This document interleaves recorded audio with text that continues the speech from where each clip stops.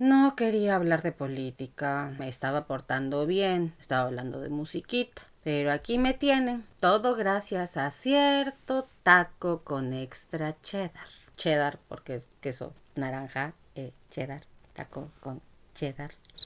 ¿No? No. Bueno.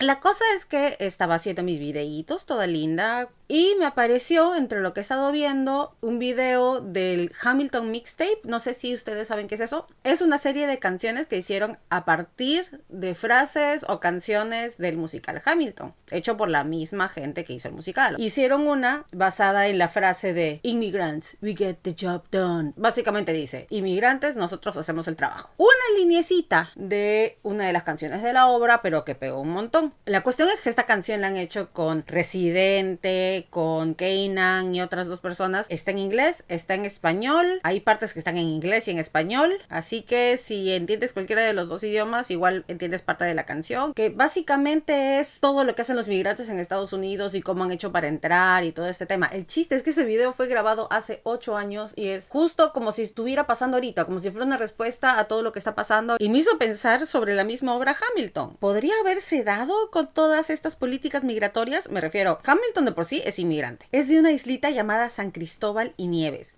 Y no lo digo de forma despectiva, de verdad es una islita, es chiquita. La población máxima creo que no llega a los 60,000 habitantes, o sea, es chiquita y es un país. De verdad, en verdad existe. Él llega a Nueva York y sus mejores amigos, sus compas, son un francés, un irlandés y un gringo abolicionista, o sea, que creía en liberar a todos aquellos que trabajaban de forma no voluntaria. Lo diremos para que no me castigue el algoritmo. Imagínense que hubiera pasado en las circunstancias que estamos viviendo ahora. Mientras están cantando y bailando My Shot, hubieran llegado los del Ice Ice Baby, se los llevaban a todos, lo metían a un avión y todos hubiéramos quedado frustrados porque se acabó la obra a los 10 minutos y le estaríamos echando la culpa a Burr por soplón. Aunque no haya tenido la culpa, pero le hubiéramos echado la culpa por... En el corazón de Estados Unidos están los inmigrantes. Desde que empezó Estados Unidos, digamos, el inicio de Estados Unidos como lo conocemos ha sido porque llegaron migrantes de Inglaterra y sacudieron como polvo a los pobladores originales de la zona y luego han llegado irlandeses, italianos, chinos, latinos, ha llegado todo el mundo y ha sido desde el principio, como vemos, en la época de los padres fundadores de la patria ya estaban inmigrantes. Pensemos en otros musicales, por ejemplo, ¿cómo harías Rent sin la protagonista que es Mimi, que es de ascendencia latina? En la canción te habla de escuchar a gente hablando en español, recuerda su casa, ¿no? O Ángel, uno de los personajes que te hacen lloriquear más en la obra, no voy a decir por qué, porque los spoileo. Esos personajes y esas historias no hubieran podido ser si es que se hubieran aplicado las leyes migratorias que hay ahorita. Y no solamente hablemos de teatro musical, hablemos de películas. Si es que consideramos deportaciones no solo a latinos, sino a todos los inmigrantes, no existirían películas como Pandillas a Nueva York o El Padrino, la saga más grande de todos los tiempos, según muchos, no existiría porque a los italianos los hubieran deportado, no los hubieran dejado hacer todo el imperio que han hecho en Estados Unidos. Entonces, y ahora, volvamos a la realidad, digamos, en lo que es el teatro musical, pero ya no en las historias, sino en la realidad, en cómo está ahorita. A nivel números, ganancias, se sigue repuntando, sigue ganando en comparación a cómo estuvo cuando toda la gente tuvimos que quedarnos encerraditos en casa.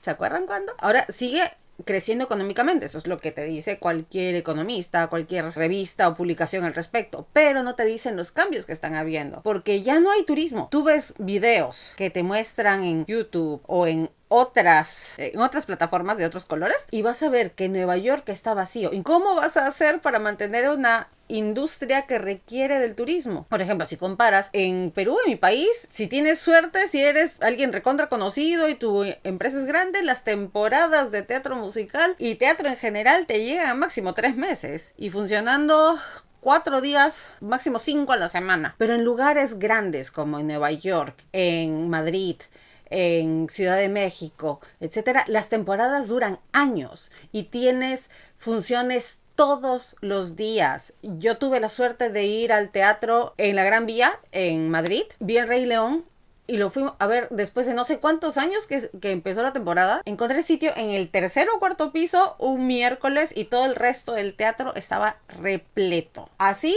es también en teoría Broadway, o digamos las obras principales de Broadway. Si necesitas llenar esa cantidad de gente, ¿cómo lo logras sin turismo o sin gente que se vaya moviendo, etcétera? Y si es que la gente tiene miedo de ir a los teatros porque en cualquier momento se aparecen los del Ice Baby, te meten a una camioneta y luego chau para el avión. Hay un montón de gente que no está saliendo de sus casas, ni siquiera van a trabajar. Y bueno, el show tiene que continuar. Por otro lado, los empresarios de estos teatros y las productoras de teatro lo que están haciendo es cambiar la temática de sus obras. Ya no te van a poner nada sobre minorías, sobre inmigrantes o algo de eso. Te van a usar obras seguras como Moulin Rouge, Legalmente Rubia, Music Man y obritas así aptas para público conservador, para toda la gente pues que usa sus gorritas rojas, aunque bueno, no creo que tanto de ellos porque no sé qué tanto de ellos vayan al teatro, no lo sé.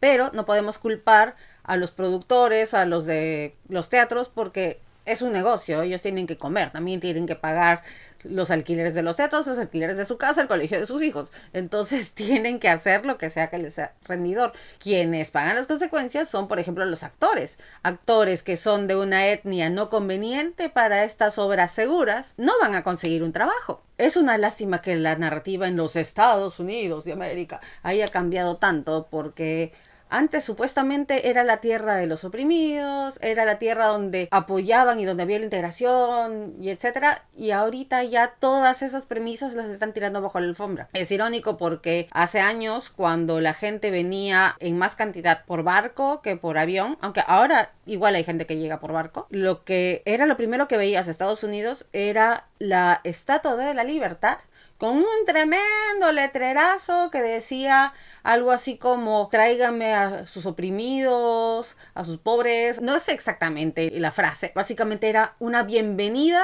a todos los refugiados y a todos los inmigrantes. Cosa que ahora ya no se da para nada, más bien los están votando. Así que pues esa premisa de Estados Unidos como el país más grande del mundo, o la tierra de las oportunidades, o la cuna del sueño americano, ya no es más que una anécdota del pasado. Espero que les haya gustado este video. Coméntame si te gustó, si deseas que haga más videos de este estilo, porque en realidad sí me está gustando hacerlos. Yo soy Silvia Alegre y soy musicalmente política. ¡Hasta pronto!